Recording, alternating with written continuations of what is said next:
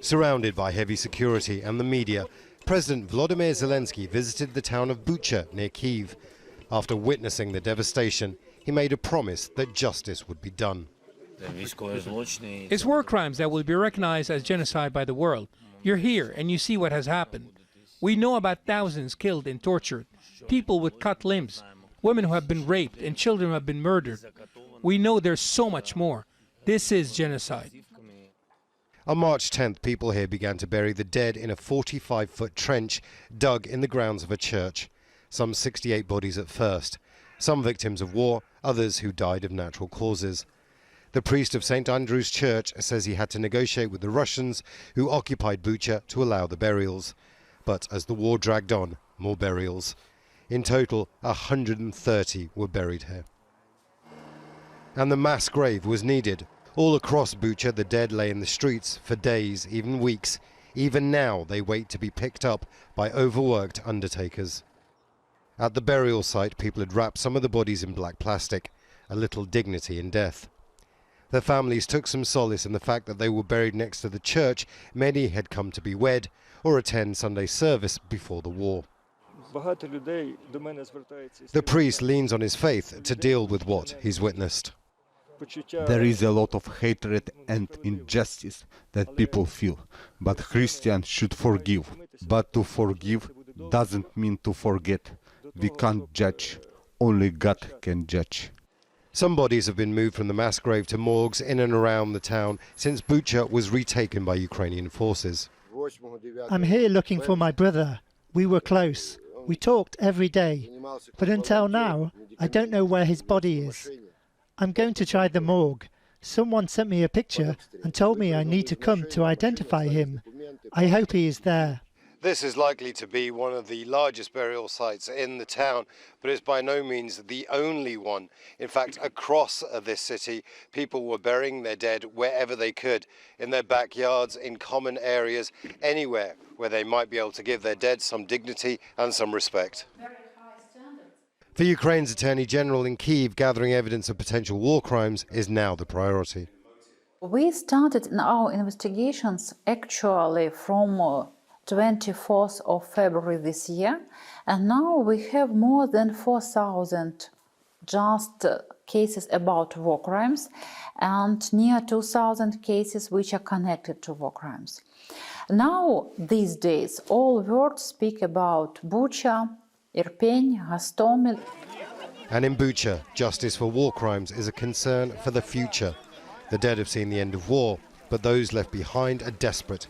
Medicines and food are in limited supply, and what is available is quickly grabbed by those who have little of their old lives left. Imran Khan, Al Jazeera, Bucha. Well, Imran has just come back from Bucha. He's joining us from Kyiv. Imran, tell us more about what you saw in Bucha and what people were telling you. Well, Bucha is a town that is absolutely scarred. Anybody you speak to in that town that survived the war and the occupation from the Russians will tell you pretty much the same thing, that they thought almost every day that they were going to die. Some of the destruction around the town, as you just saw in my report, is almost complete. Other places less scarred, but still many frightened people. There's two kind of things going on right now.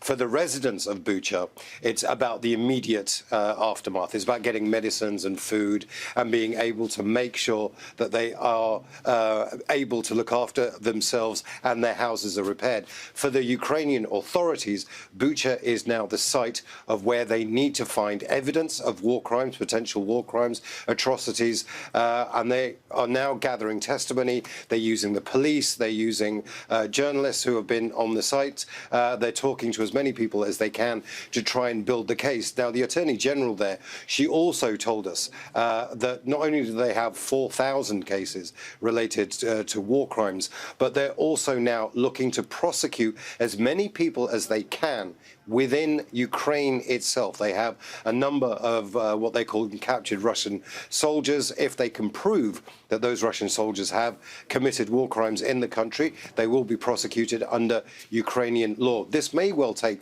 a very long time, but like I say, there's two things going on right now. If you're a Ukrainian resident, particularly of Bucha and Azovstal in this area, and your priority now is to try and get your life back together. But for the Ukrainian authorities, it's all about the future and any future criminal prosecutions they can bring.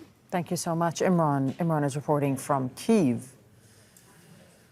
Well, the U.S. President Joe Biden has also weighed in, and he says that there's ample evidence of atrocities by Russia. He wants Vladimir Putin to be tried for war crimes.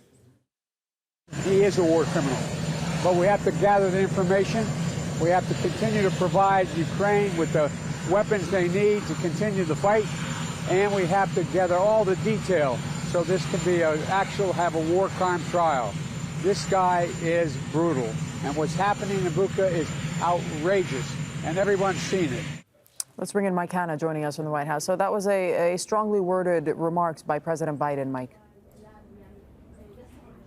Indeed, the carefully chosen use of the word brutal, basically a first for President Biden referring to Vladimir Putin, but making very clear his belief that Vladimir Putin himself should go on trial for war crimes. Now, this is a complicated issue. The war crime situation is something that is a legal definition. It can only be declared after a series of investigations and background information. But President Biden getting ahead of all of that, saying very clearly he believes, or doubling down his belief, that war crimes have been committed, and adding as well that President Putin himself bears responsibility for that, and he himself should be tried for war crimes. Now, President Biden was asked directly whether he agrees that genocide has taken place in Ukraine. He wouldn't be drawn on that particular issue. Once again, genocide is a very tightly controlled term that depends on legal situations and is something that requires a great deal of investigation before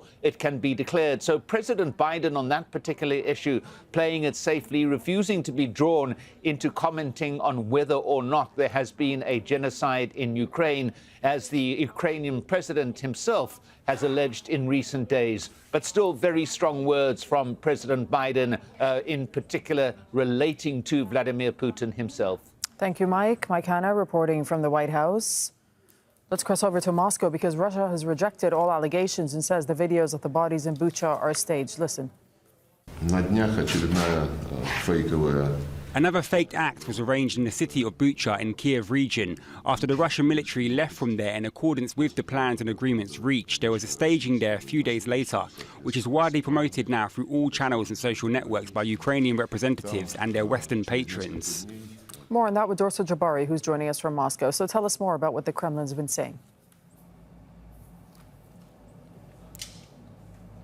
Well, according to the Kremlin spokesperson Dmitry Peskov, the Russians are categorically denying any involvement in what they're being accused of. The spokesperson said earlier on Monday that the Russian forces left Bucha on March 30th, and that when they left that city, everything was in order, according to the Russian Defense Ministry.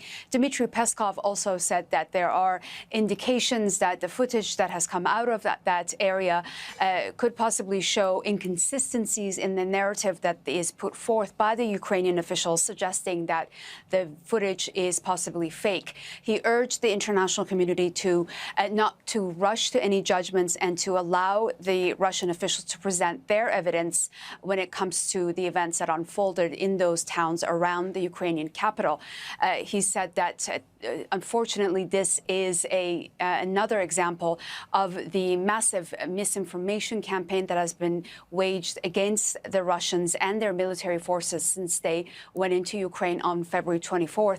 We've also been hearing from the Russian Foreign Minister Sergei Lavrov, who in a meeting following with officials from the Arab League who are in the Russian capital, the foreign minister said that unfortunately this is not the first time that the Ukrainian officials have accused the Russian military of carrying out these atrocities, and it's in line with the narrative that has been put forth by the Western countries pushing Ukraine to try and accuse Russia of carrying out these acts in Ukraine, which they say, again, is part of this fake misinformation campaign.